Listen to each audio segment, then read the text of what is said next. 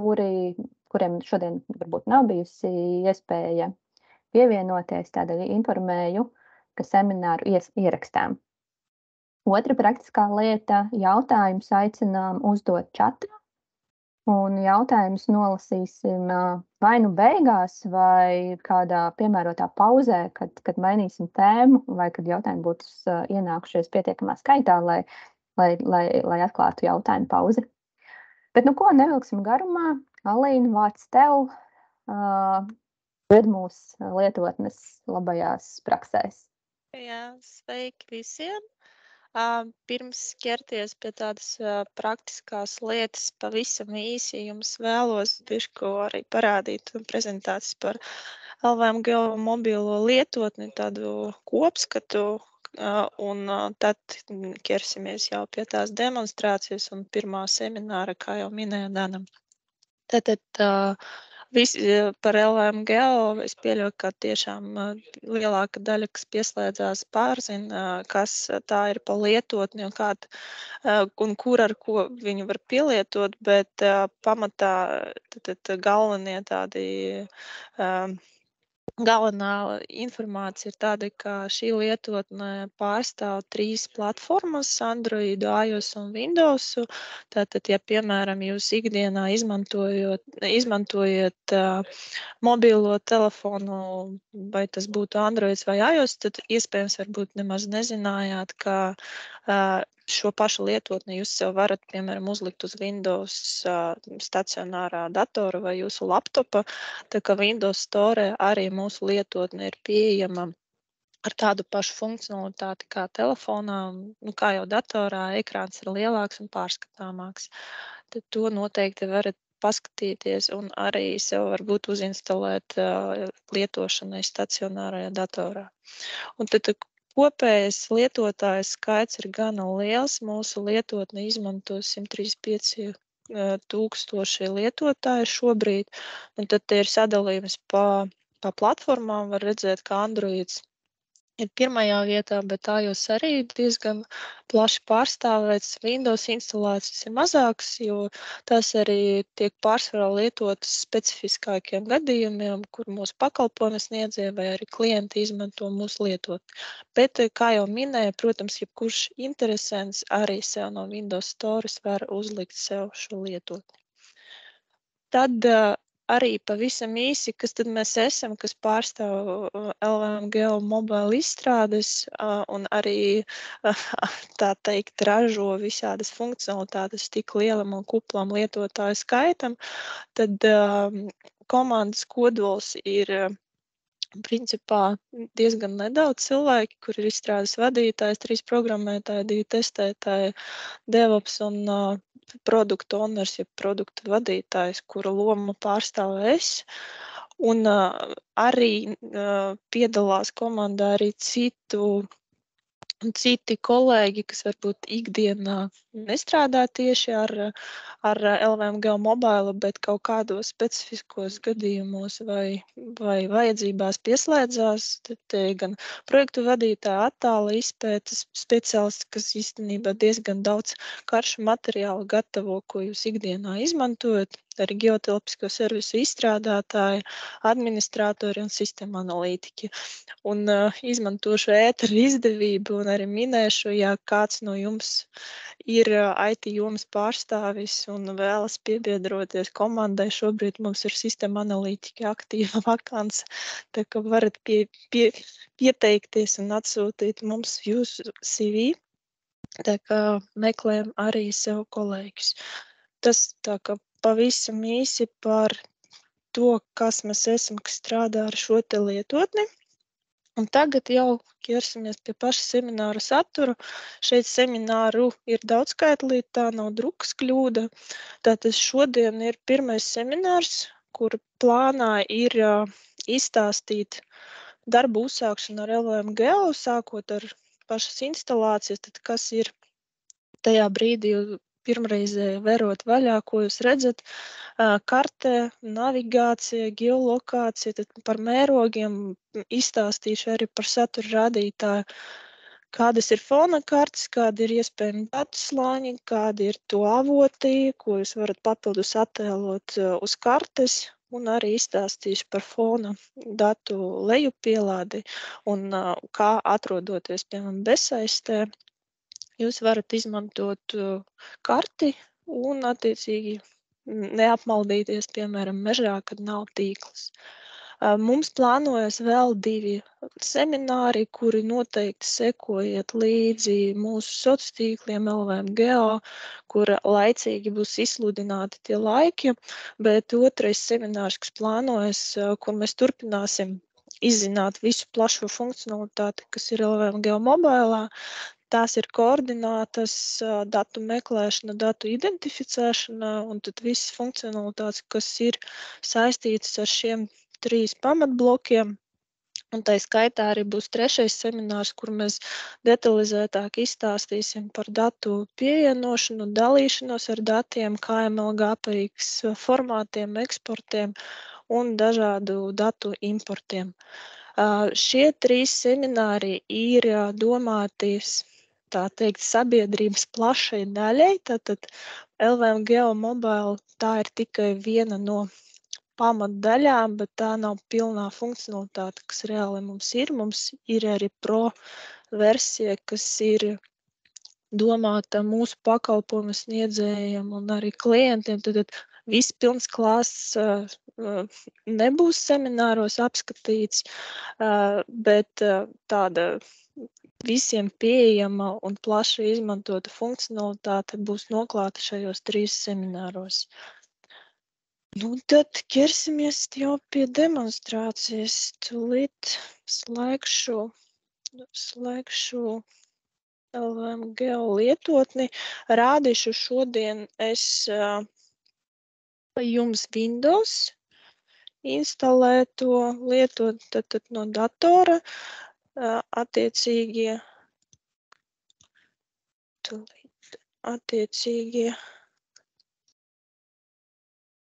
Visas darbības veikšu ar pelīti, bet tur, kur jādarbojas ir ar taču un pirkstu, tad to es arī komentēšu.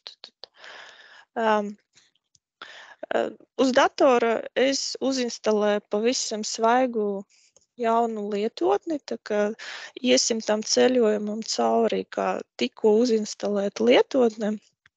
Tie, kam jau gana sen ir uzinstalēts LVM Geo, šādu te pop-up izvēli nemaz neredz tādu iznirstošu logu, bet pavisam nesen mēs izlaidām jaunu versiju 3.9.0, un šajā versijā nāca klāt arī valstu izvēle, tad mēs ejam arī ārpus Latvijas robežām, un šobrīd ir arī uztaisīts atbalsts Igaunijai, un tad tajā brīdī, kad pirmreizēji tiek instalēta LVM Geo lietotne, tad sākotnēji notiek izvēle starp valsti, tad kurā valstī jūs vēlaties strādāt.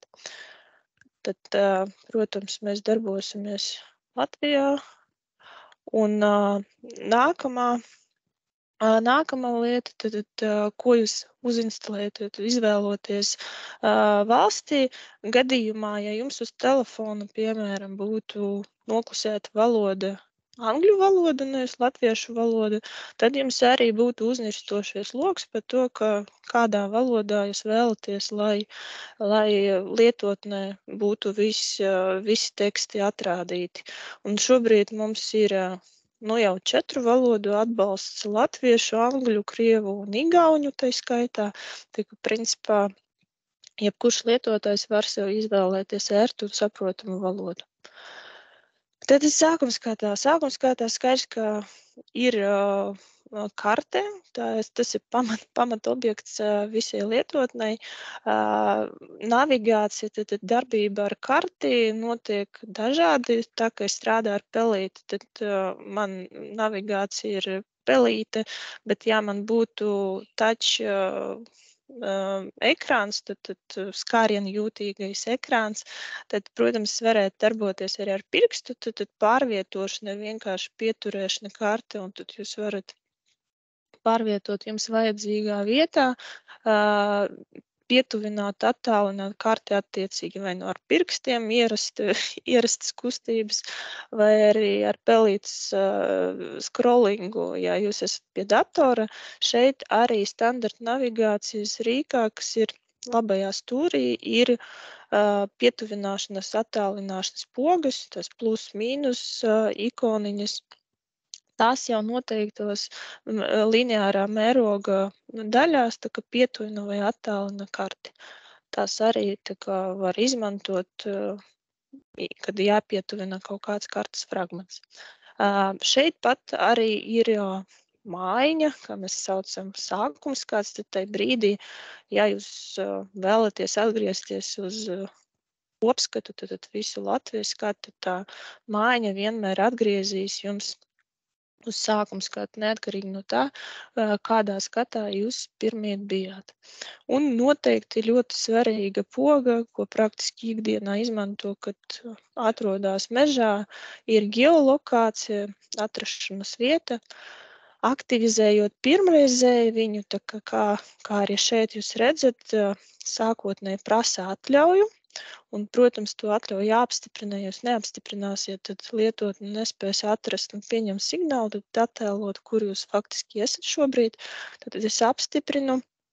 Un te arī nāk papildus informatīvais teksts, kas rādās arī tikai pirmreizēji, ja jums tikko svaigi uzinstalēt lietotne, par to, kā mēs izmantojam markieri kustības virzienu. Šeit varbūt uzreiz manījāt, ka ir neatbilstība datorā ar to, kas ir tajā skaidrojošā tekstā. Tas ir tāpēc, ka portatīvajā datorā nav iebūvēts kompas, tad uz Windows portatīvajiem datoriem šādu kustības virzienu markieri jūs arī tehniski neredzēsiet. Tas ir tāpēc, ka nav no kā nolasīt šo kustības virzienu, bet ja man būtu Windows planšetē vai arī telefoni, tad Androids vai iOS, jums tie, kam arī ir LVMGL, jūs varat paralēli arī izmēģināt, jums parādās, ja jūs nekustaties uz vietas tāds sarkanas markieris ar bultiņu, kas griežās atkarībā no tā, uz kuru pusi jūs pagriežat pašu telefonu, tad tas ir vienkārši, tad es griežu telefonu, un šeit ir iebūvēts tas kompas, un atkarībā no tā, uz kuru pusi es pagriežu telefonu, uz turieni arī virzās tā bultiņa.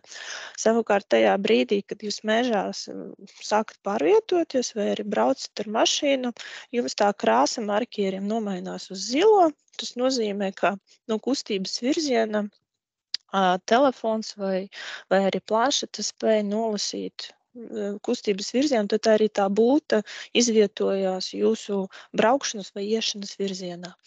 Bet, kā jau minēju, šobrīd es esmu pie datora, tāpēc šīs te markieris man neparādās, jo nav tas iebūvētais kompas.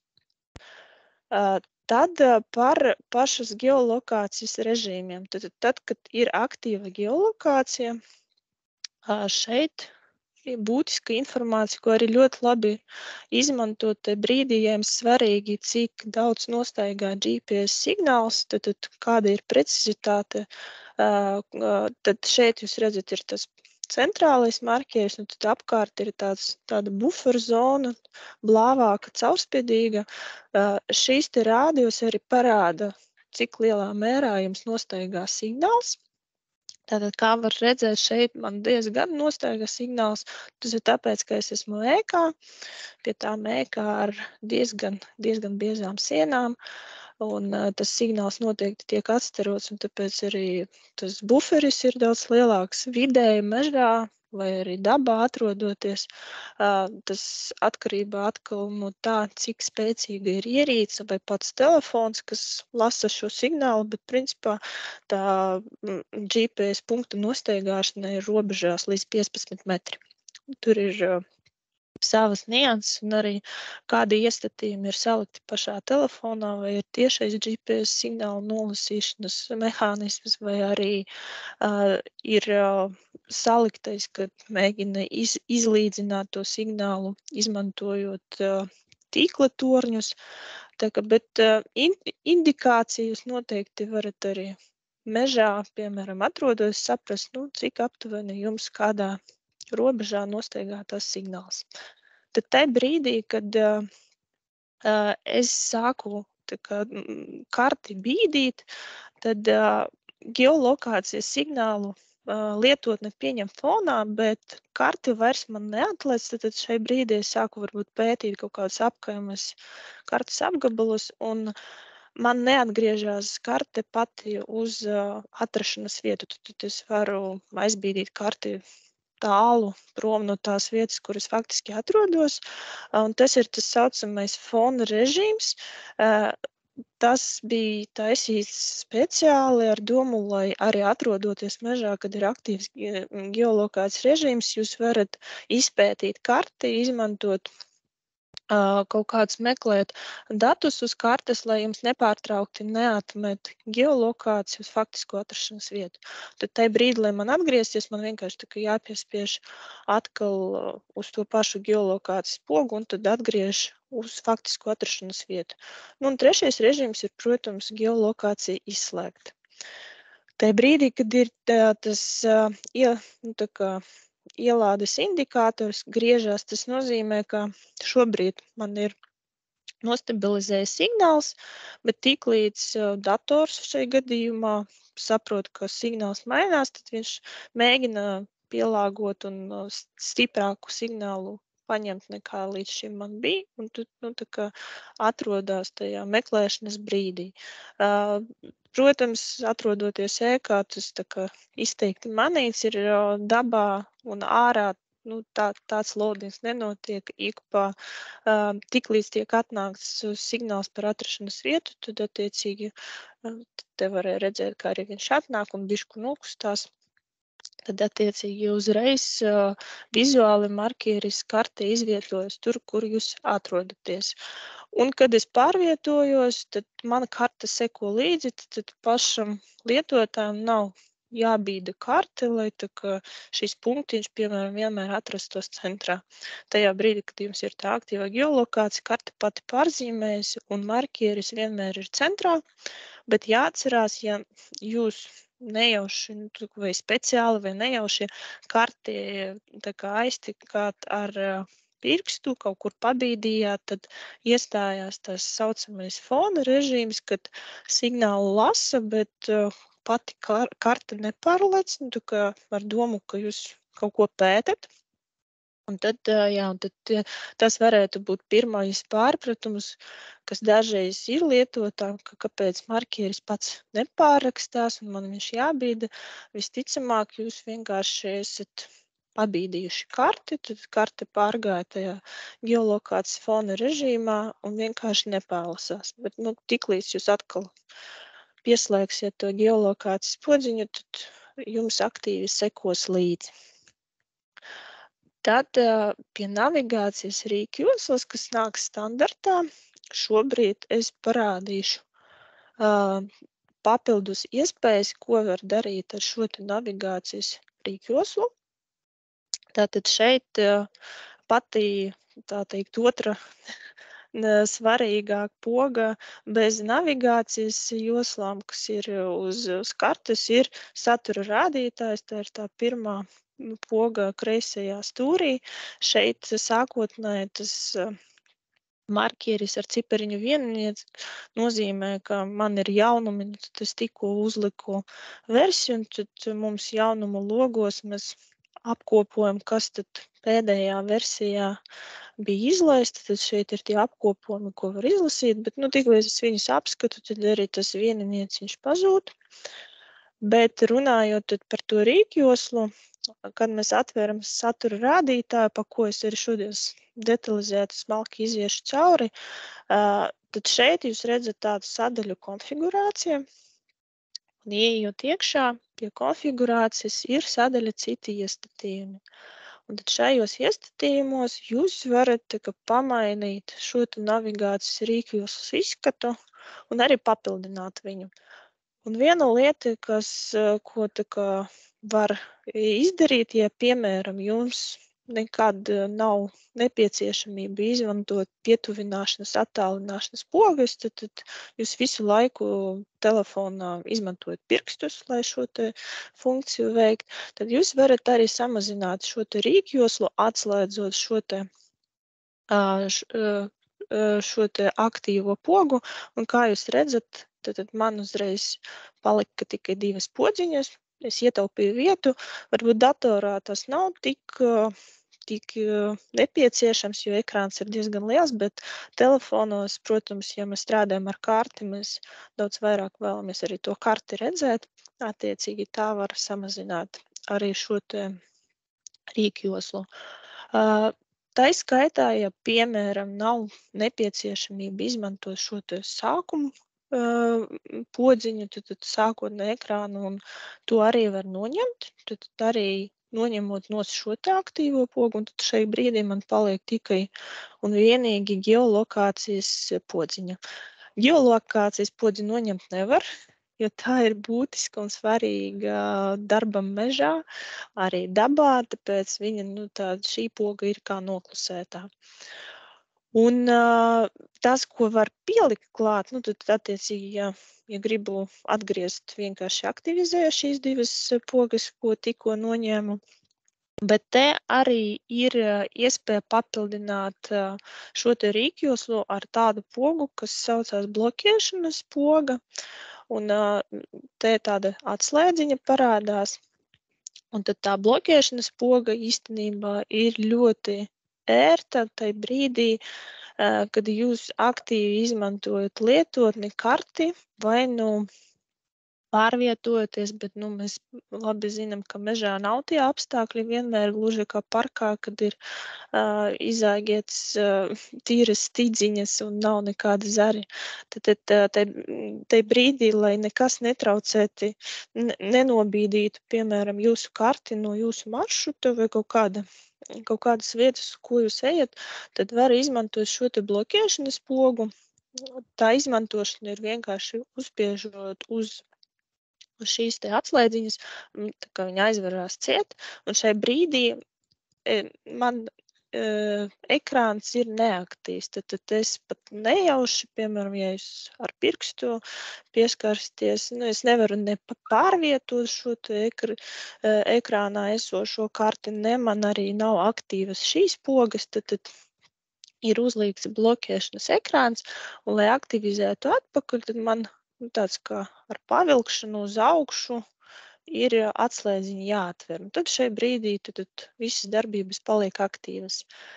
Šo ļoti labi arī izmantot tajā brīdī, kad jums ir aktīva geolokācija, tas, ko es minēju, ka geolokācija aiziet fona režīmā, ja es pakustinu karti, tad, lai izslēgtu, piemēram, šādu te iespējamību, es palaižu geolokāciju, ieslēdzu bloķēšanu, un tad man šajā te režīmā, kad ir bloķēšana uzlikta, man vienkārši pārvietosies karte, bet es pati nejaušu viņu, nepiespiedīšu, nepabīdīšu, visu laiku redzēšu kustību, kur es atrodos, bet pašu karti aiztikt nevarēs. Tad tā ir tā bloķēšanas podziņa, ko noteikti ikdienā varat izmantot jūsu ērtībai. Nākamā lieta, kas arī ir uz kartes, kas jums vairāk dot dot informāciju par to, kādā mērogā jūs atrodaties vai cik tālu viens objekts ir no otra, ir pats mērogs, kā noklusēties ir lineārais mērogs. Tātad tā nogriežņa garums ir atkarīgs no jūsu ierīces izšķirtspējas un arī paša ekrāna lieluma. Un tad šeit lineārais mērogs iet līmeņos, tad šeit var redzēt, kā no kilometra mainās uz metriem. Un tad attiecīgi jūs varat arī vizuāli aptuveni noteikt, cik garš ir tas ceļa posms, kas vēl jānoiet, vai cik ir tālu kaut kāds jūsu objekts. Šeit tai skaitā ir iespēja nomainīt lineāro mērogu pret skaitlisko mērogu. Skaitlisko mērogu izmanto retāk ir konkrēti lietotāji, kam skaitliskais mērogs ir piemērotāks ikdienas darbiem. To skaitlisko mērogu jūs varat sev pieslēgt un pamainīt lineāro pret skaitlisko turpat, kur mēs tikko apskatījām navigācijas podziņas. Tas ir konfigurācija, citi iestatījumi, un šeit ir sadaļa rādīt skaitlisko mērogu. Te brīdī, kad es viņu aktivizēju, kā jūs manījāt, tad man nomainījās lineārais, tas ir tas nogriežņu attiecinājums, pret karti uz skaitlisko mērogu, un skaitliskajā mērogā ir tas, ka šeit arī ir līmeņi, bet te var pārlekt, ka nevis pa daļām attālināties vai pietuvināties, bet izvēlēties konkrēto mērogu. Uzreiz lietotājiem ir jautājums, kāpēc ir tādi nenopaļoti cipari, un tad nav klasiski, ja tur 1:2000, 1:10 000.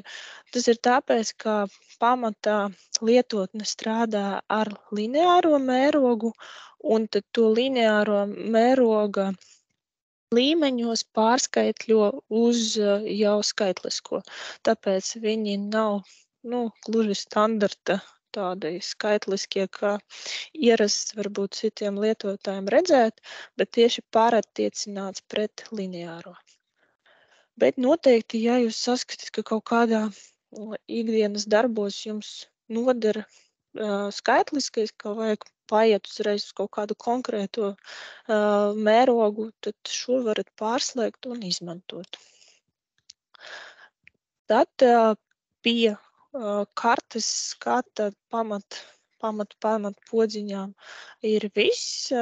Tālāk virzīsimies jau pie satura rādītāja, ko tad es kartē varu redzēt un kādus datus mēs te attēlojam. Tad satura rādītājs ir pati pirmā poga kreisajā pusē un pirmā sadaļa un arī pirmā noklusētā karte, ko jūs redzat lietotnē, ir mūsu pašu gatavota LVM meža karte. Tā ir noklusēta un uzreiz ir pieslēgta. Tā arī ir identificējama. Tad no šīs kartes identificēja kaut kādus objektus dabā, var nolasīt papildus informāciju. Tad kas ir vispār fona kartes? Fona kartes ir, tad šeit ir fona kartes, ir datu slāņi, atšķirības starp datu slāņiem un fona kartēm, ka fons, kā jau fons, ir viens, tad šeit gadījumā jūs no šī satura, kas šeit mums gana plaši pārstāvēts, varat izvēlēties vienu fonu darbam, savukārt datu slāņi, viņi var būt vairāki, un tos var uzlikt pa virsu izvēlētam fonam. Un tad iziesim cauri foniem, kādi šeit ir piedāvāti. Tātad vēršu jūsu uzmanību, ka mēs arī pie foniem norādam, kāds datu avots ir tiešsaistes vai arī to var izmantot kā lejupielādētu karti. No šajā gadījumā pie fona datiem praktiski visi foni ir tikai tiešsaistes avoti. Tas nozīmē to, ka šos datus jūs varat izmantot pie tīkla, bet LVM meža karte, viņa arī ir pieejama bezsaistē. Tā ir tā karte, ko var lejupielādēt, un arī par šo sadaļu šodien izrunāsim, izstāstīšu par lejupielādi un kā jūs šo karti varat paņemt un izmantot arī darbam bezsaistē.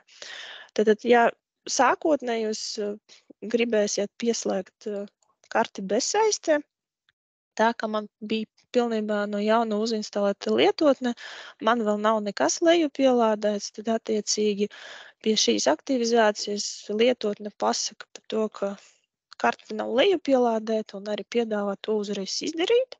Šobrīd es to vēl nelejupielādēšu, to es parādīšu jau tajā brīdī, kad stāstīšu par lejupielādi. Tad ortofoto dati. Tātad ir klasiskais ortofoto, kas ir 2020. un līdz 2022. gadam uzlidojumi. tiklīdz mums parādās pieejamie dati ar jaunākiem uzlidojumiem, mēs tad attiecīgi arī atjauninam datus LVM Geomobile. Ir StreetMap, OpenStreetMap pieejama karte. Ir tā skaitā arī jāņasēta, ko var izmantot, ja jums ierastāk ir kā fonu izmantot, piemēram, jāņasētas karti. Tad ir mūsu pašu sagatavotie modeļi, kas ir virsmas modelis no lidera datiem uzlidojuma pirmās kartes, un te arī tiklīdz būs saņemts tās otras kartes uzlidojumi, tad arī šīs kartes tiks atjauninātas jau ar jaunākiem datiem. Reliefa modelis attiecīgi parāda reliefu. Tad šeit varbūt kaut kur ir vidzemes augstiene, tad jau reliefa formas, tad paaugstinājumus, pazeminājumus, to tad kaut kādos mežsaimnieciskos darbos, plānojot to pašu pārgājienu vai kaut kādas orientēšanas sacensības, un tad tāda veida informācija ir ļoti aktuāla un bieži izmantojama. Šāda fona karta noteikti ikdienā ļoti daudz lietotāju pielieto. Tad papildināts reliefa modelis ir arī ar slīpuma augstuma līknēm, tad arī apstrādāts no savādāk, tā teikt, skatu punkta dati, vizualizācija un arī papildināts ar izolīnijām, lai jau arī vizuāli saprast, no cik augstu ir, piemēram, paaugstinājums vai cik dziļi ir kaut kāds grāvis vai upes ieleja. Var arī atsevišķi pieslēgt reliefa slīpuma modeli, kas jau ir tāds vizuāls vēl attainojums papildus. Te to klāsts īstenībā mēs dažreiz paši kā izstrādātāji neaizdomājamies, kādos gadījumos šie sagatavotie materiāli tiek izmantoti. Tā kā šobrīd ir mērķis parādīt vispār kādas kartes ir, es domāju, to pielietojumu katrs lietotājs sev pēc tam atrod un spēja nolasīt vajadzīgo informāciju no šādām te kartēm. Arī infrasarkanais ortofoto, tad tas pats ortofoto, bet infrasarkanā spektrā, tā kā lai arī papildus labāk, piemēram, vegetāciju kaut kādu izdalīt, skatīties meža masīvos, kvartāla nogubumu karte, kas ir LVGMC digitālā karte, un tad arī nopublicēta, un tā, kas šobrīd brīvi pieejama, te varbūt tad geologiem vai kāda specialitāte saistošiem lietotājiem būtu interesanti izmantot šādu te brīvi pieejamo karti, ko es varu dabūt un apskatīties kā fonu. Ir tās globāli pieejamas standarta kartes, ko mēs arī šeit pieliekam, tāpat arī satelīta karte. Ir arī LGA pieejamās topogrāfiskās kartes, tad dažādos mērogos. Atkal katrs interesants sev var atrast pielietojumu. PSR karte nopublicēta arī. Šeit var būt kaut kādas vēsturiskos datus jāpapēta vai kādam studentam jāapraksta teritorijas izmaiņas vai kaut kādas vietvārdu, tādas lietas, tādas kartas tiešām arī ir noderīgas.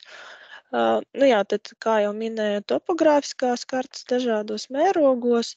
Šobrīd ir arī pieejama, piemēram, topogrāfiskai kartei jaunākās karšu lapas, kuras plānojam arī atjaunot.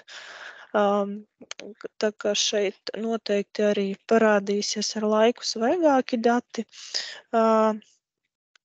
Gruntsūdeņu līmeņa modelis, kas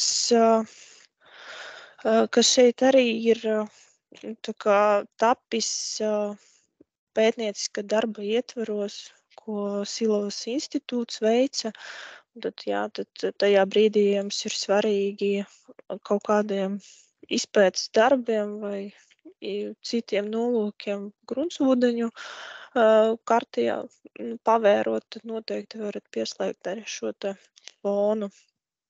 No fona datiem tad šāds saturs ir pieejams, ko jūs varat pieslēgt. Es pāriešu tad uz mūsu pamatkarti un tad tālāk jau izstāstīšu par datu slāņiem. Tad, kā jau minēju, nevis atkarībā, bet ja fona karti var pieslēgt tikai vienu, tad datu slāņus var slēgt vairākus. Tad kā slāņi viņi uzliekās viens virs otra atkarībā no secības. Tad ir iespēja atsevišķi pieslēgt augstuma līknes, tad arī skatīties uz jebkuru jums interesējošā fona, arī papildu skatīties izolīnijas. Tad varu dinamiski pamainīt fonu. Un tad arī redzēt, uz ortofoto varbūt nav tik izteikti redzams, bet datu slāņi noteikti ir savietojami ar jebkuru jūsu izvēlēto fonu. VZD kadastrs īstenībā ir viens no populārākajiem laikam datu slāņiem, ko ikdienā izmanto. Tad šeit nāk dati no Valsts zemes dienesta un kadastra dati pa īpašumiem, tā kā nodalījumi, publiski pieejamie dati, ko attiecīgi jūs varat kartē redzēt un, piemēram, skatīties blakus īpašnieku robežas, ja jums ir kaut kāds savs īpašums vai lauku zeme vai meža īpašums, tad attiecīgi pieslēdzot šo te datu avotu, jūs varat skatīties tās robežas, kādas ir servisā. Jāatcerās, protams, ka tie ir tiešsaistes servisi un bezsaistējams ir galīgi kaut kāda bezzona, tad šo te slāni jūs neredzēsiet.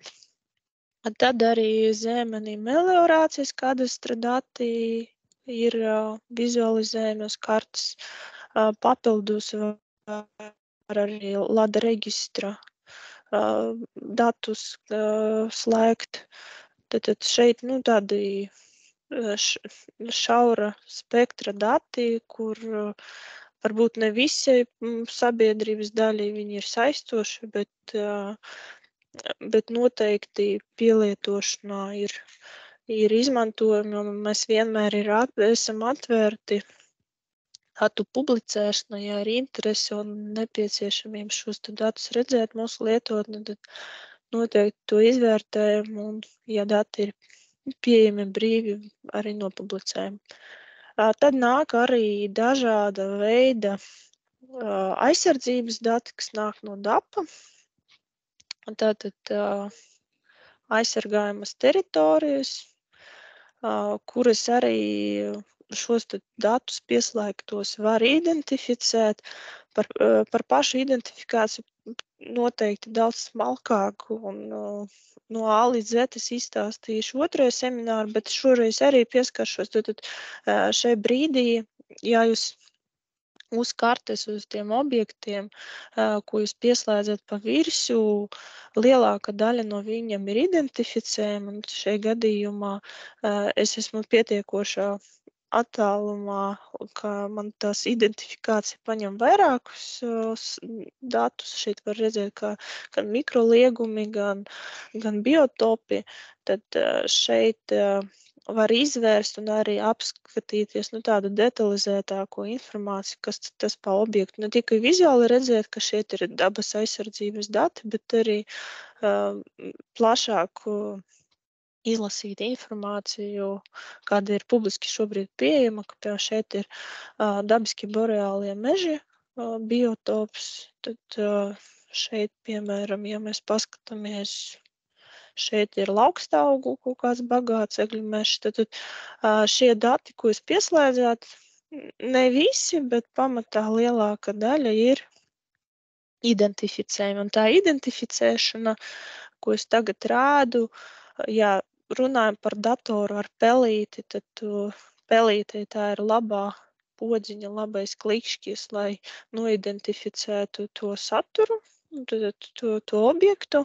Ja jūs strādājat ar telefonu, jums jāpatur tāds pirksta spiediens 3 sekundes uz tās vietas, un tad jūs noidentificējat to vietu. Tad jūs redzēsiet arī visu saturisko sarakstu, kas uz kartes ir attēlots. Un, ja ir viens objekts, kā šai gadījumā es izvēlējos konkrētu objektu, man arī viens objekts parādās, tad biotops, bet šeit tā kā ir pārklājošie dati, ja es nomarkēšu tā kā šeit, tad jūs varat redzēt, ka man tas saraksts ar to, kas tajā konkrētajā punktā atrodas uz kartes, ir daudz garāks. Šeit es jau tad varu attiecīgi pēc tiem nosaukumiem precīzāk tā kā izvērst un paskatīties, kāds man interesējošie dati ir svarīgi, lai to detalizāciju redzētu. Tas ir pavisam īsumā par identifikāciju, par to, kādas funkcionalitātes tur vēl ir, runāsim nākamajā seminārā. Tad pie datu slāņiem vēl papildus var pieslēgt līderu datus, tie ir vegetācijas vainagi vai arī vegetācijas virsma, tad apstrādātie līderu dati, kas arī dažādos procesos ir interesanti un saistoši pētnieciskiem darbiem, vai arī skatīties, kā mainījās jūsu pašu kaut kādu īpašumi vai jūsu dzimtās zemes dati. Te var arī forši pēc tiem datiem apskatīties, kā šobrīd, kāda situācija ir dabā. Tad, protams, kā jau mēs pamatā esam Latvijas valsts meži un primāri darbojamies ar mežsaimnieciskiem darbiem, tad arī mūsu lietotnē ir meža apsaimniekotāju dati, tad citu īpašnieku apsaimniekotāji tā kā ļauj publiskot savus datus, un tad šeit arī var redzēt uz pamatkartes, kā mūsu tā kā LVM teritorijas.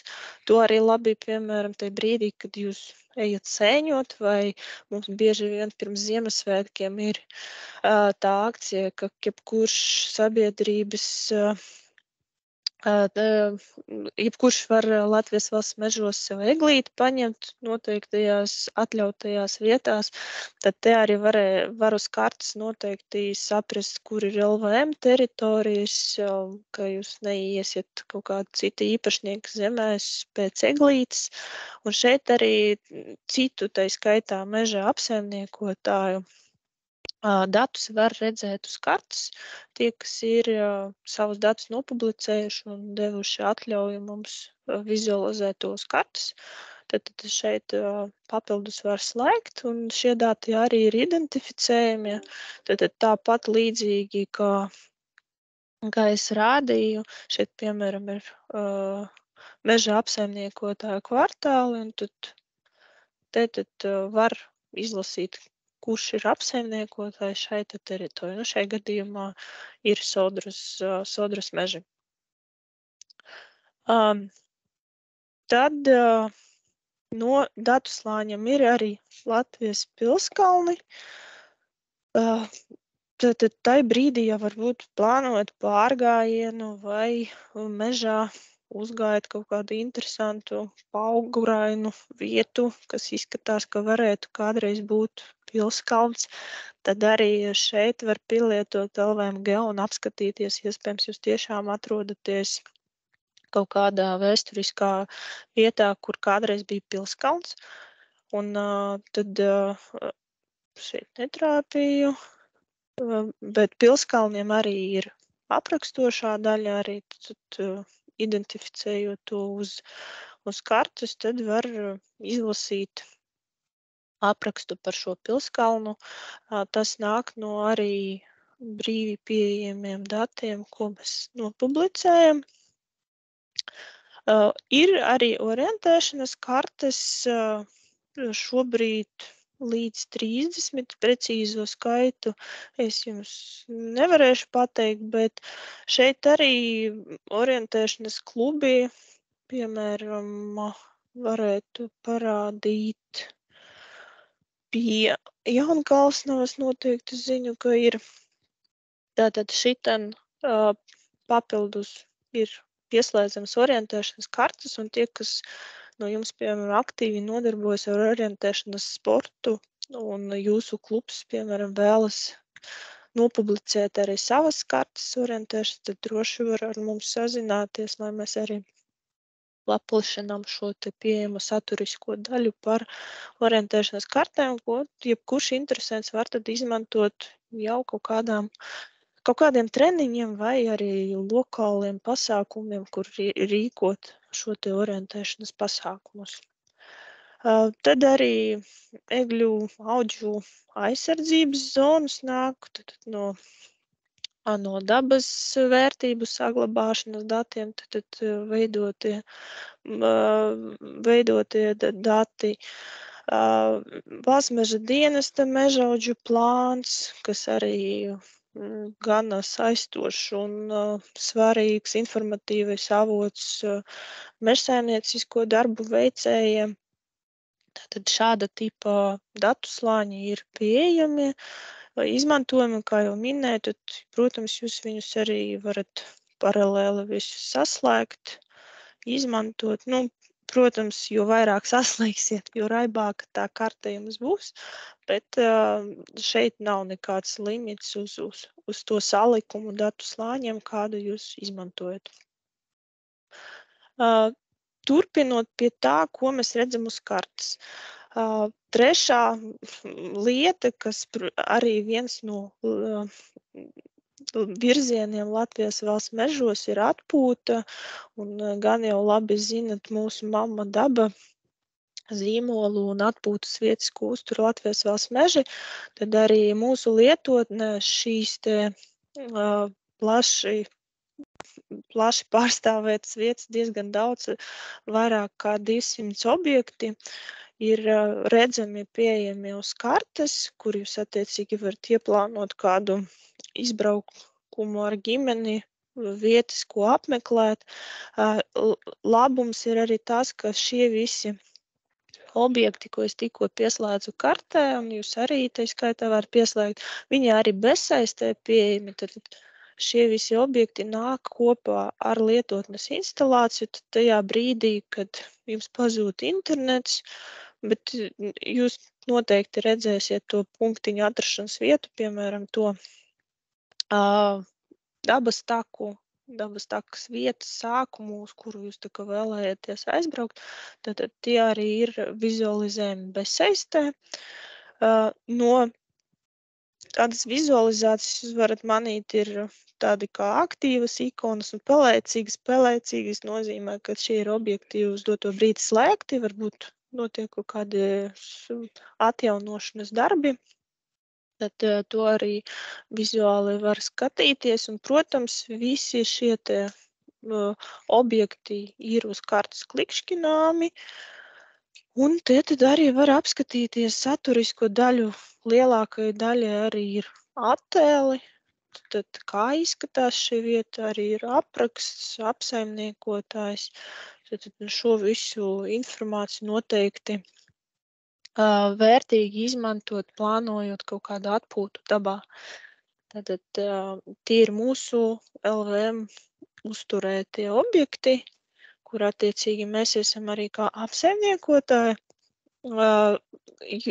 Atkarībā no mēroga arī nāk papildus detalizācija. Ne visi, protams, objekti uzreiz ir redzami. Tātad kartē šeit, tad es mainot mērogu, tad man arī palielinās tas attēlojamais skaits, izvēršās, tad es vairāk redzu arī, un kādi tie objekti ir. Un tā skaitā ir turisma takas, kas papildus pieslēdzamas velotakas, un tajos objektos, kur ir kaut kāda turisma infrastruktūra, visplašāk laikam pārstāvēta mums būtu tērvete ar infrastruktūru, kur ir laipas taciņas, skulptūras un visi citi objekti, tad šobrīd attiecīgi pieslēdzot arī infrastruktūru, šeit, kā jūs redzat, parādās vēl papildus informācija arī no infrastruktūras soliņa, kaut kādas ugunskura vietas, informatīvie stendi, toaletes, tas viss atrodas zem infrastruktūras datiem.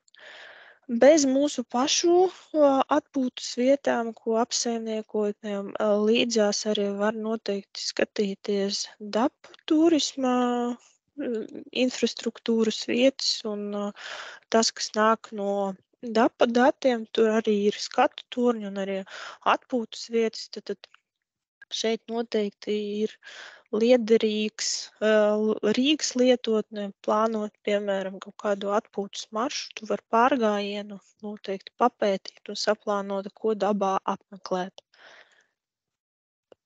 Tad mums arī no brīvi pieejamiem datiem ir, šobrīd varbūt mazāk jau aktuāls, bet vasaras sezonā noteikti aktuāls avots ir peldvietas. Tad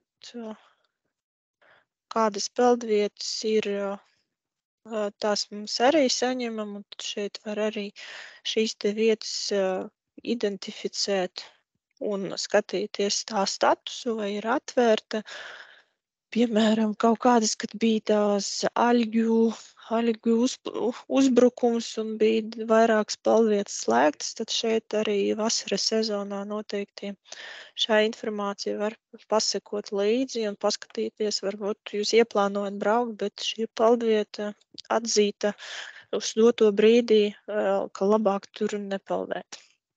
Tad te noteikti var attiecīgi šo te pārbaudīt un paskatīties. Tad no tā datu satura, kas ir pamatā, redzams uz kartes, es izstāstīju visu, bet tas nebūtu viss, kas var būt attēlojums uz kartes. Tas ir tikai tas, ko jūs uzreiz redzat tajā satura rādītājā, bet ir arī tādi slēptie dati, nevis slēpti, bet dažādiem mērķiem lietojamie dati, tāpēc viņi nav varbūt iznesti uzreiz pašā satura rādītāja, bet tikai atbilstoši kaut kādi interesanti var viņus pieslēgt sev lietošanai. Un šādi tie dati atrodas zem konfigurācijas sadaļas, ir izvēle datu attēlošana, un tad tur ir diezgan plašs saraksts ar datiem, ko jūs vēl papildus varat pieslēgt kartē. Un tad šobrīd saslēgšu visus un arī tad īsumā izstāstīšu, kas tie pa datiem ir. Un tad jūs katrs varat izlemsiet, kādi jums ikdienā varētu būt saistošie. Tad visi papildus slēdzamie dati uzreiz satura rādītāji nāks aiz pamatdatu slāņiem, kam mēs tikko izgājām cauri. Un tad pirmais bloks ir datu kopa, kas ir saistoša koksnes transportam, tātad kokvedējiem vai kokvedēju šoferiem, vai tie, kas ikdienā izmanto, piemēram, LVM meža ceļu infrastruktūru, kaut braukšanai vai kaut kādiem nolūkiem, tad te var papildus pieslēgt datus. Šeit transporta infrastruktūra pamatā ir apgriešanas lauki, izmaiņu vietas, tad papildus izceltie dati, kas tiešām attiecināmi jau uz transportēšanas infrastruktūru. Ir arī mūsu LVM ceļu aprobežojumi, piemēram, lai arī tie, kas izmanto mūsu kvalitatīvos meža ceļus un plaši pārstāvētus, piemēram, zinātu, ka kādi ceļu posmi ir slēgti, vai arī kādos ceļos ir vienvirziens. Tad, ja jūs pārvietojaties pa meža ceļiem, tad noteikti izmantojot arī papildus informāciju, lai zinātu arī par kustības virzieniem, vai varbūt tas ceļš nav braucams, viņš ir slēgts šobrīd. Papildus arī ir dati, kas mums nāk no publiskā valsts ceļu datiem par slēgtiem, piemēram, uz remontu esošiem ceļa posmiem, kur notiek kaut kāda remonti. Kaut kādu mēģināšu reku, piemēram, aiz Ķeguma. Šeit ir ceļa remonta darbu posms, kas arī ir identificējams, un tad tas, kas nāk no valsts ceļu datubāzi, šeit arī var tādu izvilkuma aprakstu izlasīt, kas notiek šajā ceļa posmā. Un tad no mūsu pašu datiem vēl papildus ir LVM attīstamie ceļi, ko var pieslēgt kartē. Tie ir mūsu ceļi, kas plānoti izbūvei vai pārbūvei, tad šeit, piemēram, tūlīt, ja es noslēgšu aprobežojumus, tad tāda zaļgani zila, un kas arī ir identificējama, un tu te var, piemēram, mežā redzēt, ka šeit būs plānota pārbūve šim meža ceļam, tad šeit šos datus mēs arī publiskojam, un jūs varat izmantot jūsu ikdienā. Tātad tas viss bloks saistīts tiešām ar transportēšanas sadaļu. Tad tie, kam tas ir saistoši, šos datus noteikti var sev pieslēgt kā papildus attēlojumos uz kartes. Meža pētījuma dati, tie ir tiešām pētījuma dati, kur notiek pieauguma. Tie ir tādi zinātniskie parauglaukumi, kas izvietoti mūsu dažādās vietās, un vienkārši skatīties pieaugumam, kur ir mākslīgi kaut kādi apaudzēt nogabali, tas ir pētniecība, tāds datu slānītis, kas var būt nesaistošam ar šo te procesu lietotājiem īsti nav vajadzīgs, tāpēc arī ar tādu nolūku šie tie dati atrodas zem konfigurēts, lai kaut kādus tādus specifiskos datus katrs interesants sev aktivizē pats. Šeit pat ir teritorijas attīstības plānošanas dati. Tie ir tās attīstības plānošanas zonējumi, kaut kādi te pilsētās var labi redzēt tie zonējumi, kur plānoti apbūvei, vai, piemēram, kaut kādi gāzes vadi, elektrolīnijas, to, ko mēs parasti varam redzēt, piemēram, pašvaldību vai pilsētu kaut kādas detāli plānojumos, tad šeit arī šie dati ir papildus slēdzami, un tad jūs šos te varat izmantot jūsu nolūkiem, pētīt kaut kādus datus. Tad arī VMD teritorijas, kas reģionālie nodalījumi, tad uz kartes robežas VMD virsmežniecības un nodalījumi, tad šeit attiecīgi zonējums arī ir redzams uz kartes. Šo te koordinātu tīklus, tas bija lūgums no mūsu LBS armijas, lai mēs arī papildinām, jo arī viņi izmanto mūsu produktu, par ko mēs esam ļoti priecīgi, ka tiešām tik plašs spektrs ar lietotājiem, un tad tas drīzāk viņu vajadzībām, tās koordinātu lapas tiek pielietotas. Arī šeit geodēziskie punkti, ko jūs varat vizualizēt uz kartes un pieslēgt valsts nozīmes vai vietējas nozīmes, tie arī ir redzami un uz kartes pārskatāmi. Šeit arī nāk lābelīši ar to punktu numerāciju, nosaukumiem. Mums arī bija iespēja lietot tā kā cilvēks, kas uzrunāja par to, ka mēs varētu nopublicēt vēsturiskos dzelzceļa datus, tad šeit atkal ejot dabā, varbūt kaut kādā pastaigā, vai arī tieši pretēji jūs vēlaties kādu vietu apsekot, tad šeit var skatīties, kur kādreiz bija dzelzceļu joslas un varbūt arī dabā, tad ja kāds no posmiem ir vēl palicis un tad ir apsekojums, tad šeit vizuāli tad varat redzēt, cik daudz viņa Latvijā bija un tad iespējams arī dabā kādu posmu vēl, kas saglabājies redzēt. Arī kultūras pieminekļu dati nāk, ko šeit tad kaut kādu jāpameklē. Sitienu. Tā, paskatīsimies.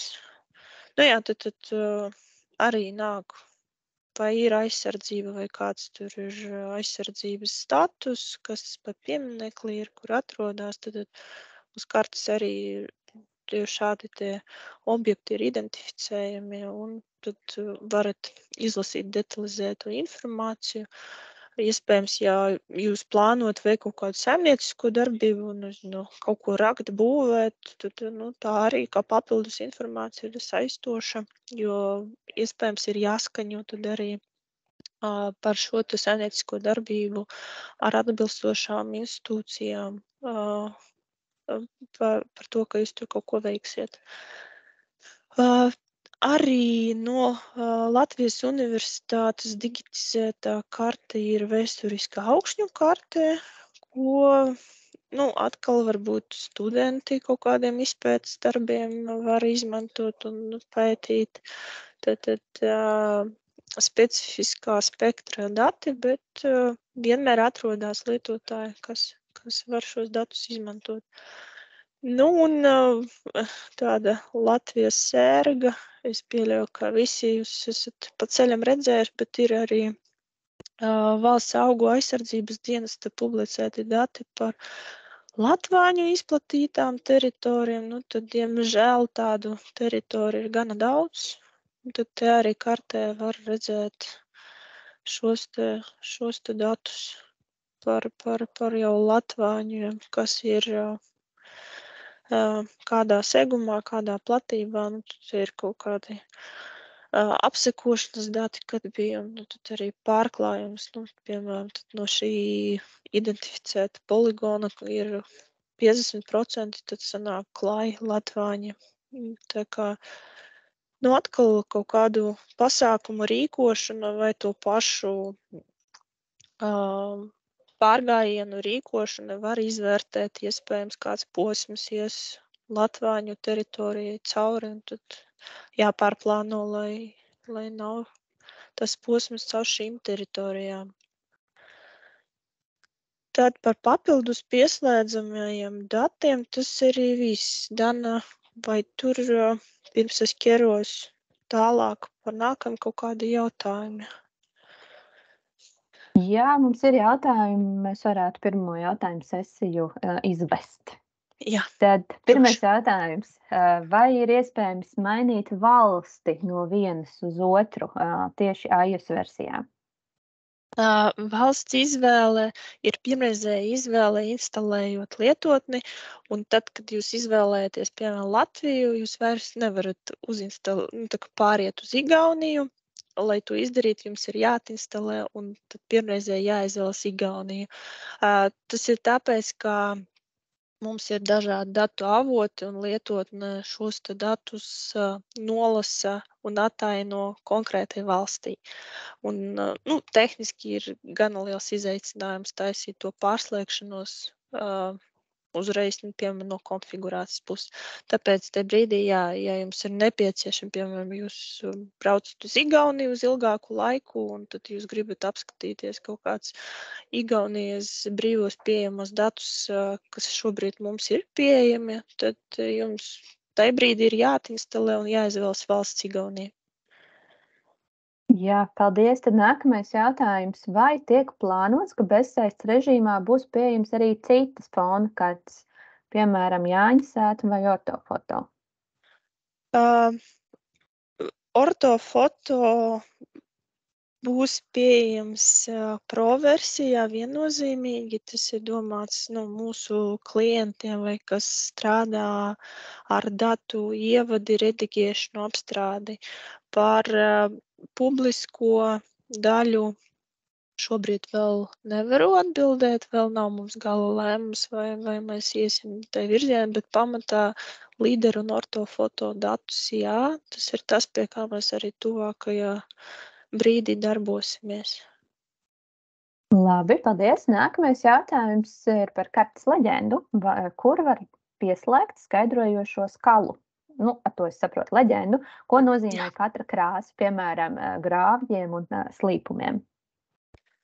Šobrīd lietotnē nav mums leģendas. Mēs apzināmies, ka tā ir ļoti svarīga informācija lietotājiem, lai tiešām saprastu, ko tad viņš uz kartes redz. Viens no iespējamiem variantiem ir identificēšana, tas, ko es te vairāk kārt rādīju te brīdī, lai saprastu, kas tas ir par dzelteno pleķīti uz kartes, tad noidentificējiet, un tad tas tekstuālais izskaidros. Mēs plānojam attīstīt lietotni kā tādu arī tur, kur būtu leģenda, bet šobrīd tuvākais versijās tas noteikti nav plānā. Bet jā, to mēs apzināmies, bet pagaidām lietotnē nav tādas vietas, kas parādītu visu leģendu. Tad ir jautājums no kolēģiem, kāpēc nevizualizējas reģionu un kvartālu apgabalu robežas? Atbilde kolēģiem, tas vizualizējās mūsu autorizētajā saitē. Tad, ja autorizējoties ar jums pieejamiem datiem, jūs redzēsiet visu. Tad tas viss ir, tas nav vienkārši publiski pieejams. Jā, un tad ir vēl pēdējais jautājums, kurš gan skar jau tēmu, par kuru tu noteikti stāstīsi, ja ne šoreiz, tad nākamreiz par meklēšanu. Kā var meklēt kādu vietu, piemēram, kādu pilsētu vai pagastu? Jā, ja ir jautājums, noteikti parādīšu, tā kā pa karstām pēdām, bet pa meklēšanu taisnību saka arī Dana, mēs detalizētāk iziesim 2. seminārā par meklēšanu, kā un ko meklēt, bet šeit tad vizuāli jūs redzat to lūpu, tad search, tā kā meklēšana standarta ikoniņa, man liekas, visi lietotāji jau apmācīti gan datoros, gan Google meklētāji, visur ir tā pielietot. Tad aktivizēt to. Jums, ja ir nepieciešams atrast adresi, šeit ir sadaļa adreses.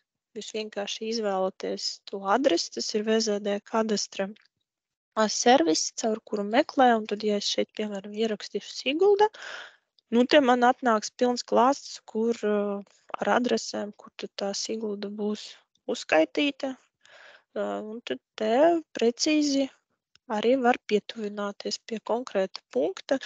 Protams, jo detalizētāk jūs nodefinēsiet jūsu meklēšanas to pieprasījumu, jo mazāks tas atrasto adrešu saturs būs jums. Bet jā, adreses vai kaut kādas vietas, jums vienkārši šeit ir jāpārslēdzās uz adreses sadaļu un meklētāji jāieraksta. Jā, paldies. Šobrīd jautājumi ir izsmelti. Pāri atgriezties pie savas stāsta. Jā, tad paturpināsim par sadaļām, tad kas ir redzams satura rādītāji. Tad pirms turpināt jau par bezsaistes kartēm un lejupielādēm, es vēl parādīšu, kas ir zem konfigurācijas, tad, jo mēs pašā sākumā pieskāramies, kad mainījām to saturisko daļu pie navigācijas, tad pie konfigurācijas tikko izgājām datu attēlošanai, tad visiem datiem, ko jūs varat papildus saslēgt, tad šobrīd es atslēgšu, tad jūs te brīva izvēle, kādi dati jums ir nepieciešami, ko jūs varat attēlot. Tajā brīdī, kad jums parādās kaut kādi nebūtu dati, ko jūs papildus lietotnē pievienojat, kas būs tas 3. seminārs, vai arī tajā brīdī, kad lejupielādēsiet bezsaistēji lietošanai to karti, tad šeit pie datu dzēšanas, šobrīd datu nav, bet es jums arī atgriezīšos, te parādīšu, kā tas izskatīsies, kad mēs lejupielādēsim kartes. Tad šeit no šī satura var vienkārši izdzēst to, ko jūs esat lejupielādējuši. Nu, ja, piemēram, vairs nav vajadzība. Pie citiem iestatījumiem mēs praktiski visu apskatījām. Ir tikai viens neapskatīts, tas ir ekrāns audzētājs GPS režīmā. Tad te brīdī, ja jūs apzināties, ka jums ir svarīgi paturēt bateriju jūsu iekārtā ilgāk, cik nu vien iespējams, bet arī zinat, ka būs jāizmanto GPS, tad jūs noteikti varat arī aktivizēt to ekrāns audzētāju šādi taupot bateriju iekārtai. Pārējos visus mēs esam apskatījuši. Jā, tas, ko es vēl pašā sākumā pieminēju par kustības virziena kompasa rādītājiem, vienkārši, diemžēl, uz datora vizuāli to būs, ka jūs nemanīsiet īsti atšķirību, bet tie, kam ir par rokai lietotne telefonā, noteikti varat arī šo paralēli izdarīt. Tad jums šobrīd pēc noklusējuma ir aktīvas tās būtus, sarkanā vai zilā atkarībā no tās esat uz vietas vai kustaties, bet gadījumā, piemēram, jums nepieciešams tas standarta marķieris šitāds te aplīts, tad jūs varat noslēgt nost, un tad tie, kas šobrīd to paralēli izdarīja, manīsiet, ka jums marķieris no tās bultiņas nomainījās uz aplīti. Tad šādā veidā jūs varat arī pamainīt vizualizāciju, kā jums tas GPS marķieris rādās uz kartes. Tas ir vēl viens no tādiem iestatījumiem, kas nebija līdz šim apskatīts. Bet pēc noklusējuma standartā nāk tas kustības virziena rādītājs sarkanā un zilā. Bet te jūs paši tad arī attiecīgi varat to nomainīt. Un jā, tad pie konfigurācijas vēl ir valodas izvēle.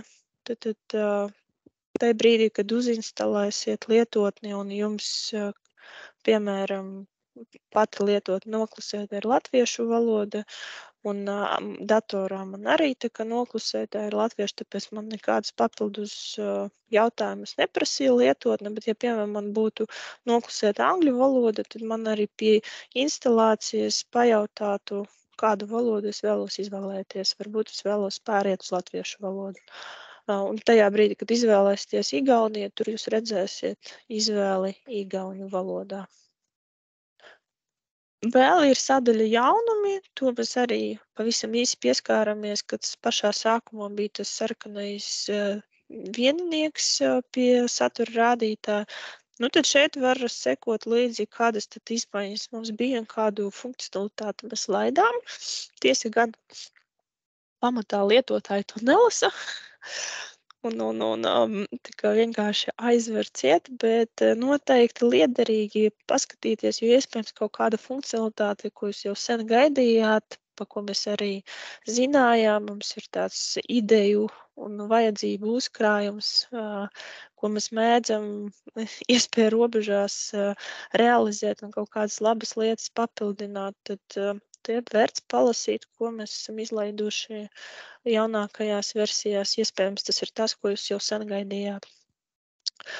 Pie palīdzības tas arī laba sadaļa, ko skatīties. Tad, vispārēja pa lietotni, tas vispārīgs apraksts, bet tas gadījumā, ja kaut kāda neskaidrība, mazums kļūda, vai arī kaut kāds ieteikums, kaut kāda svarīga funkcionalitāte, ko jūs kā lietotāji vēlētos redzēt, ja noteikti var ar mums sazināties, tie arī ir e-pasts, kā ar mums sazināties.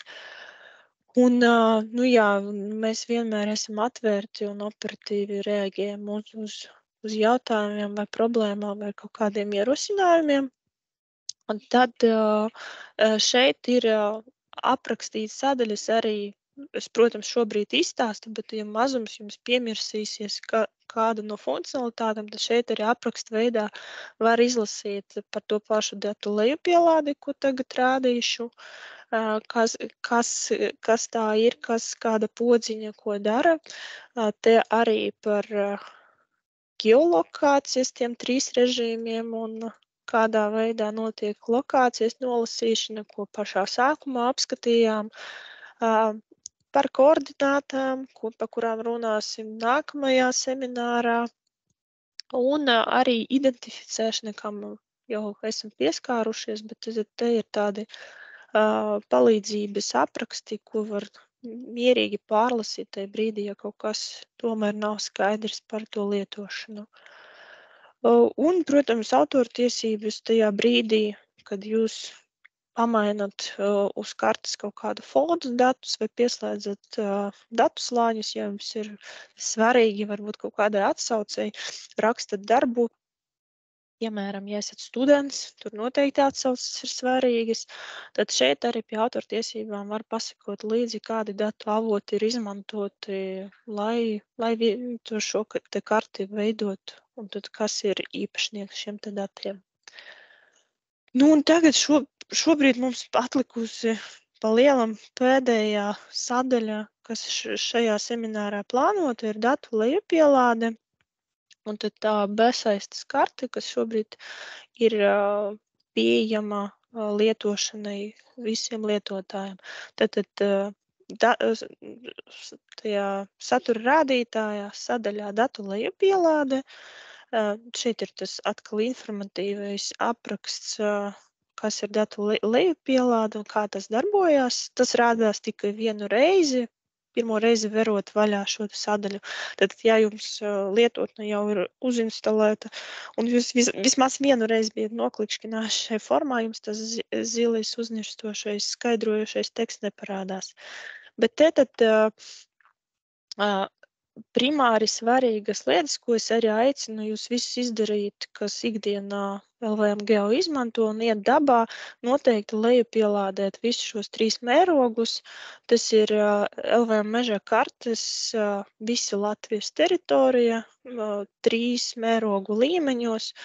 Tad lejupielāde ir vienkārši uzklikšķinām uz šīs te lejupielādes ikonas. Šeit, protams, arī pabrīdina, cik lielu atmiņu šī karte prasīs. Nu, ja telefonā atmiņa jau iet uz beigām, tad, protams, jāizvērtē, vai jūs varat šos datu apjomus paņemt, bet noteikti iesaku tajā brīdī, kad jūs esat bezzonā, lai jums vismaz ir šie datu avoti, ko jūs varat izmantot un neapmaldīties un redzēt, kur jūs faktiski šobrīd atrodaties. Tātad notiek datu sagatavošana, lejupielāde, un to praktiski jāizdara tikai vienreiz, un tad attiecīgi jums nav pēc tam katru reizi šie dati jālejupielāde. Protams, mēs atjaunojam šos datus, jo mainās arī fonā esošais saturs, kaut kādi, piemēram, meža īpašnieki papildus nāca un savus datus ļāva nopublicēt, tad šeit parādās tad arī tās teritorijas. Vidēji tās izmaiņas mums kādu reizi, bet reizi pusgadā fona karte, tā mūsu LVM meža karte tiek atjaunot. Protams, lejupielādēt tas nenozīmē, ka jūs tur 5 gadus arī pēc tam nemainiet. Nu, ik pa laikam atsvaidziniet šos te datus, bet noteikti nav nepieciešamība šo te karti atjaunot tur ik nedēļu vai ik mēnesi. Tad reiz gadā pat ir pietiekoši atjaunot. Tajā brīdī, kad ir lejupielādēts, jūs jau redzat, ka šajā gadījumā šī karte man ir iespēja viņu izdzēst, un tad 2 man nav lejupielādētas, un es viņas varu lejupielādēt. Un tad tagad atgriežoties pie satura rādītāja, tiešām ļoti svarīga lieta, un tas ir viens no tiem tips un triks, pa ko lietotāji dažreiz nepadomā, kad ir tā bezsaiste. Tad, kā jau minēju, ir tiešsaistes karte un ir lejupielādēta karte. Tad tajā brīdī, kad jūs esat bezzonā, ja jums aktīva paliek tā tiešsaistes karte, tad, protams, jūs arī dabūsiet to balto ekrānu, ka jums nav nekas redzams. Tad šajā brīdī jums ir jāpaslēdzās uz šo te bezsaistes karti, ko es tikko lejupielādēju, un tad man strādā jau ar to, ko es esmu lejupielādējis. Es esmu lejupielādējis to pirmo mērogu. Es tagad piezūmošos dziļāk, un tad, kā jūs redzat, tad man ir tas baltais ekrāns. Tas ir tas līmenis, ko es sev vēl neesmu lejupielādējusi, tāpēc arī aicinu noteikti uzreiz sev lejupielādēt visus 3 mērogus, tad, lai jums arī smalkākā detalizācija ir pieejamie šie dati. Bet šie dati ir pieejami līdz tam 35 tūkstošu mērogam, kas ir lineārajā 200 metri. Tātad tajā brīdī, ja jums, piemēram, jūs konkrēti zinat, kā brauksiet vai apsekosiet kaut kādu objektu dabā, tad jums noteikti svarīgs tas dziļākais mērogs un nepietiek ar tām visas Latvijas kartēm, tad ir iespēja arī lejupielādēt apgabalos datus, un tad šeit turpat, kur mēs tikko lejupielādējam meža kartes mērogos, te ir apgabalu sadaļa. Šobrīd te ir rakstīts, ka nav neviens apgabals lejupielādēts, un ir tāda balta poga izvēlēties apgabalu.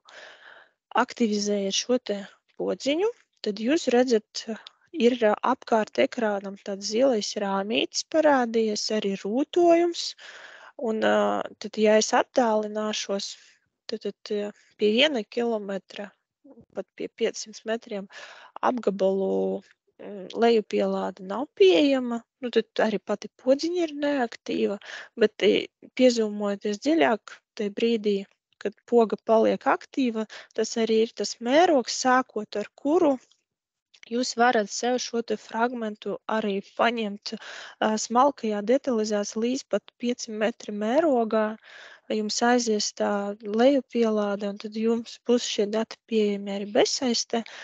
Protams, šie apgabali lejupielāde paņem ilgāku laiku, jo jūs varat iztēloties to, kā tortas slāņi, tad šie ir kartes attēli katrā mērogā. Mēs lietotnē jāvizualizē cits attēls, tāpēc tā lejupielāde ir diezgan daudz PNG attēli, ko pēc tam mēs attēlojam uz kartes. Bet tā lejupielāde notiek kvadrantos, tad šeit jūs redzat to rūtojumu, un lejupielāde notiek veselos kvadrantos. Tad tas rāmis šobrīd man var redzēt, ka nepilni kvadrāti ir, bet kad es lejupielādēšu, tad man paķers arī tos sānos esošos kvadrantus, tad lai pilnie kvadranti ir. Un tad te pie lejupielādes pēc noklusējuma jums piedāvā apgabala nosaukumu, šodienas datumu, cikos jūs to podziņu aktivizējat, bet jūs varat arī savu nosaukumu piešķirt apgabalam, un tad jūs varat ievadīt. Piemēram, šeit es redzu, ir kaut kāda vietvārds Veclubas, tad, piemēram, man tad ir saistoši, es ierakstu šo te apgabalu nosaukumu, aktivizēju LV meža kartes lejupielādi, un tad lejupielādē šo te apgabalu. Un tad šai brīdī šeit ir tāds progresa skala, notiek lejupielādē, un šie dati tagad attiecīgi lejupielādēs. Un tā jūs varat sev lejupielādēt neierobežotu skaitu ar apgabaliem, cik jums ļauj pašas iekārtas atmiņa, ko jūs pēc tam varat brīvi izmantot jau bezsaistē un neuztraukties, kā tajā brīdī, kad jums nav tīkls, ka jums ir balta lapa un neko neredzat. Tad noteikti laicīgi paplānojiet, kur jūs dosieties dabā, un sagatavojiet arī šos te fonus sev, lai šie dati jums ir redzami. Tā, tad šobrīd uz doto brīdi, manuprāt, arī viss, kas bija paredzēts šajā te seminārā. Ja ir vēl kādi jautājumi, Dana, tad varu atbildēt. Jā, paldies, Elīne. Es aicinātu vēl ierakstīt kādu jautājumu, izmantot iespēju uzdot jautājumus. Šobrīd ir jautājums un ir komentāri. Pirmais jautājums ir, kad tiks organizēti nākamie LVMGO semināri. tad, kā jau minējām pašā sākumā, tad plānojam nākamos seminārus oktobra beigās un novembra beigās. Šodien vēl nenosaukšu datumus, aicinu sekot līdz mūsu sociālo tīklu kontiem, noteikti ziņosim laicīgi. Jā. Un otrs ir komentārs. Komentārs ļoti patīkams un paldies. Tad citēšu, paldies, bieži izmantoju un rekomendēju saviem studentiem, turismu organizatoriem to izmantot. Prieks dzirdēt un ceram, ka studentiem ir gan interesants un noderīgs avots, ko izmantot. Jā, tad ir, tagad pēc man aicinājuma ienāk vēl jautājumi. Ļoti jauki. Tad jautājums ir, esot bezsaistē, es diemžēl neredzu savu atrašanās vietu. Šeit jāpajautā bezsaistē, tad vienkārši pazūd tīkls, vai jūs gadījumā nav tas lidmašīnas režīms ieslēgts. Tas ir atkarīgs no lokācijas iestatījumiem pašā telefonā. Jo, ja jums ir tas, ka jūs tiešsaistē strādā, bet bezsaistē nē, tad droši jums jāsazinās ar mums, lai mēs pārbaudām un paskatāmies, kas jums notiek. Bet tas, kas uz sitienu nāk, viens gadījums ir, ka skaidrs, ka lidmašīnas režīms, tas noslāpē jebkuru geolokāciju, tad tādā režīmā nav iespēja nolasīt. Un geolokācijas noteikšana ierīcē nav atkarīga vispār no tā, ir vai nav pieejams tīkls. Šo te lasa telefonā esošā iebūvētais nolasītājs signālu. Protams, vēl pārbaudīt, vai nav nejauši arī atslēgta pati geolokācijas nolasīšana telefonā, jo to arī atsevišķi slēdz. Tur ir jāpaskatās, bet jā, kaut kādas tādas lietas ir, noteikti ziņojiet, es vēlreiz parādīšu. Tad šeit pie palīdzības par lietotni šīs te e-pastiņš, ja ir kaut kādas kļūdas vai neizpratnes, dodiet ziņu, tad individuāli paskatīsimies, jo principā geolokācija nav saistīta, ir vai nav tīkls. Jā, un te arī komentārs redzu, ka ziņa ir no kolēģa, tā kā kolēģis, tad nekautrēties arī nākt ziņot un nākt arī ciemos, parādīsim. Apskatīsim. Jā. Tad ir vēl jautājums, vai dabas aizsardzības teritorijas ir pieejams par visiem meža īpašniekiem Latvijā? Par visiem meža īpašniekiem tas ir tas, ko brīvi dabs ir, tas par dabu aizsardzībām tulīt. Tas ir tas, ko dabs ir nopublicējis. Šeit noteikti ir arī citu īpašnieku, kas, piemēram, mūsu, ja mēs paskatāmies, šeit ir aizsardzība, kas ir ārpus kaut kādiem meža īpašniekiem, kas ļāvuši nopublicēt viņu datus. Tā kā es pieļauju, ka tā ir pilnā datubāze. Nemācēšu tik smalki atbildēt vai visiem, bet visi dati, ko dabs mums padod, šeit atrodās. Te ir vēl daži paldies, pagaidām tos izlaižu. Tad jautājums ir, vai ir plānots aplikācijā iestrādāt maršrutētāju, lai nebūtu jāpāriet uz citiem maršrutētājiem? Sāpīga tēma. Tas ir tas, kas ir tajā garajā ideju sarakstā par to, cik daudz labas lietas varētu, protams, attīstīt un likt lietotnē, bet te iestājās prioritāšu vajadzību saraksts. Mums kā izstrādātājiem, tā kā es minēju, mums ir tā pro versija, kas ir klientiem, kur ir ļoti plašs spektrs ar funkcionalitāti. Tad nevienmēr mēs to publisko daļu varam investēt un attīstīt kaut kādas funkcionalitātes, bet sekošana, tas ir tāds no izstrādes viedokļa, tas ir diezgan apjomīgs izstrādes darbs, kas ir jāvelta, un tur arī diezgan daudz nianses ir ar publicēšanu. Piemēram, iOS-am ir ļoti strikti nosacījumi par sekošanu, un tad tur ļoti jāpamato, kāpēc tu savā lietotnē gribi kaut ko šādu veikt. Tā kā ļoti daudz atkarību. Šāda ideja un vajadzība ir apzināta, bet šobrīd tiešām nevaru neko solīt, kad būs un vai būs. Jā, te par tām dabas aizsardzības teritorijām ir komentārs, ka vajadzētu būt, ka visi aizsardzības dati no Ozols LV publiskās versijas tur ir arī privātie. Tad, jā, paldies arī par šādu komentāru. Nākamais jautājums ir, vispirms sāks ar paldies, un jautājums ir, vai lēdienas iespējams atrast kaut kur citur ārpus aplikācijas. Šo laikam es arī varu atbildēt, ka mūsu internetu vietnē lmgeo.lv sadaļā dati un servisi ne visiem pievienotiem slāņiem, bet daļai slāņu un servisu, kas tur ir atrodami, ir publicēts arī leģendas. Tā kā var skatīties tur, bet mēs arī šoreiz esam saklausījuši vajadzību pēc leģendām. Jā, es tūlīt ātri parādīšu par to, ko runā Dana. Tātad, jā, reku mūsu pašu arī produkts LVMGeo kartes web pārlūks, kur arī tas, ko minēja Dana, šeit ir arī pieslēdzamie dati, daļai arī ir tā leģenda, vizualizēta simbolizācija ar simboliem. Te pamatā ļoti daudz dati nepārklājas, bet tie paši, ko mēs arī mobailā attēlojam, tā kā noteikti, ja darbojoties pie datora, var arī šo te pārlūku izmantot datu caurskatīšanai. Es ielikšu šo te saiti arī čatā, lai tad interesanti varētu izmantot. Jā, paldies! Tāda ir komentārs. Būtu ļoti labi, ja līdzīgas seminārus veidot arī klientiem, kuri var strādāt ar saviem datiem. Paldies, Konstantīna, par komentāru. Kā Alīna minēja, 3 semināri ir plānoti publiski visiem lietotnes lietotājiem, bet tas, ko mēs skaļi varbūt nepateicām, plānojam arī 4. semināru tiem mūsu lietotnes izmantotājiem un klientiem, kuri strādā ar autorizētajām versijām. Tā ir viena lieta.